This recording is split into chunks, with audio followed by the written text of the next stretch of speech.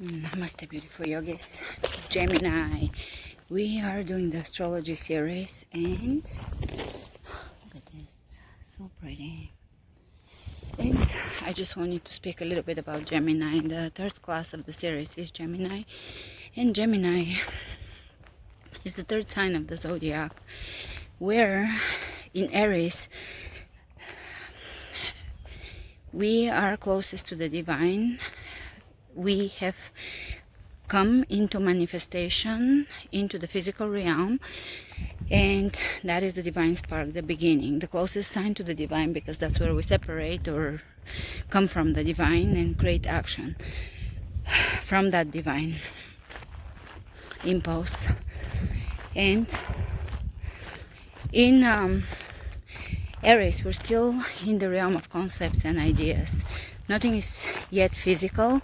We're in the physical realm, but in the form of a concept. Then in Taurus, we become aware of form, and Taurus is meant to be the preserver, the keeper of the divine within the physical, because everything is created from the divine. So Taurus is the preserver, and sometimes the Taurian archetype, a Taurian person, can get really lost in the physical, but their task is to preserve the divine within the physical. And then we have Gemini. Gemini is one of the most fascinating signs. I don't have a single planet in Gemini in Western astrology. And Gemini is a great communicator. On a lower level, on a more mundane level, Gemini is the communicator.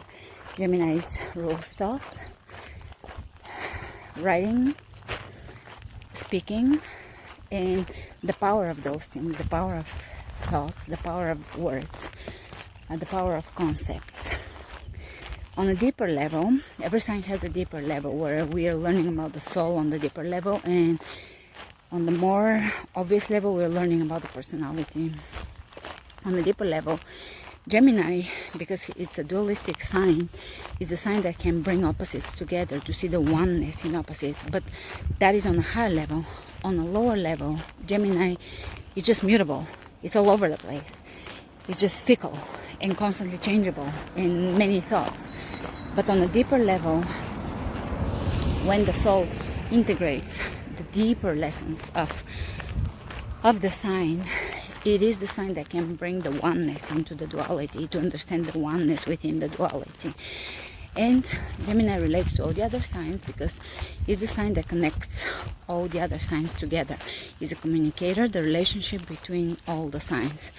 The mundane ruler of Gemini is Mercury, and the higher ruler is Venus, the beauty of communication. Now, the vertical communication, the horizontal communication, is communication on the physical plane between people, between concepts, between two opposing opinions, between those things. But on the deeper level is the vertical communication between the personality and the soul, and understanding how once we start to evolve past that just basic surface level of personality, we start to hear the soul, the communication of the soul, which is heard in the silence, within the moments of silence. That's when we hear the soul. So Gemini, they can be very fun. I really get along. I've had quite a few friends, a lot of male friends, very close. I lived with one, and we're roommates. And I had a very close friend in school too, Gemini. I really like their speed. I really like their speed. The mind is fast in Gemini on every level. When we speak about the divine expression and when we speak about the more physical expression, they're fast communicators, fast speakers, witty, funny, sarcastic, learners. They grasp concepts, and they, in evolutionary astrology, when you look at how the soul evolves through the signs, incarnation in Aries or divine impulse in Aries, form third eye in Taurus, in Mercury, I'm so sorry, in Gemini. Consciousness becomes aware of itself. I have a very, very strong memory of me becoming aware of my consciousness. I think I was 7. When my grandpa passed away, I was given that idea about the end of life being the worms eating you. And that was the only thing I knew as the end of life, because in communistic Bulgaria there was no religion. So I was thinking about the physical body and the consciousness, not the thoughts, not the mind, but the consciousness. And I was laying in bed realizing the consciousness that I am. It's a really profound realization, especially at that age. Especially when you come to that realization without any previous explanation of spirituality, religion, or any concept like that. So, I don't think my parents at the time had spiritual practices. They're both very spiritual and open-minded, but at the time I think it was such oppression, and my dad was kind of military, so it was almost dangerous to tell your child those things, because if the child speaks out, they can go to jail for believing in God. So I was given the opportunity to create my own belief system from experience, right? That's absolutely phenomenal. Steiner says that just give them communion with nature, give them time with nature, and let them develop their own belief system. Because we can put our thoughts in their heads, and sometimes we can be right and sometimes we can be wrong, but we can let them feel their own soul. They're always profound. Children are always profound. They're very close to God. They're very close to the divine. They're sourcing straight from there. We've removed ourselves. We're more in the mind. So Gemini will be, I did a Gemini yoga, if you're not sure what I'm talking about Gemini, if you're new to my channel. I do yoga classes. Decided to do them. It was a request to do yoga, and the astrology science, because I love astrology as well. And Gemini will be a very mutable class. Funky, sparky, all over the place, fun, movement, just what you would expect from Gemini. It just kind of came out that way when I started shooting, and I went with the energy. It wasn't as concise as a Piscean yoga or a Taurian yoga would be, but you know, that was the energy that came through when I went with it. I hope you will enjoy it. It will be, right now I posted Aries, Taurus was last week, so next will be Gemini on Sunday. I post them on Sunday on Ali Kamenova Yoga, so on my main channel, yoga channel. So with Gemini, consciousness becomes aware of itself. Gemini understands the relationship between the opposites and the oneness in everything, and it's related to all the other signs. It's really profound in that regard, because love is the thread that relates all the other signs. So it's really the expression of divine consciousness and love, and the relationship and the oneness between the polarities, the oneness between the physical and the material. Those are two of the same things, between the physical and the spiritual, and the vertical relation between the personality and the soul. And once we go into that finer layers of understanding ourselves, we are doing soul development, because we're here to evolve, but also to evolve on a soul level, right? Not just to develop certain personality traits and clear out certain karmic lessons, but really to evolve the soul. We need the planet Earth. That's why we're also much fighting for it and wanting it to be healthy and to be here, because we need it to incarnate here to complete our journey, or that part of the journey. We're eternal beings. We're going to continue forever. But not in this physical realm, not on Earth.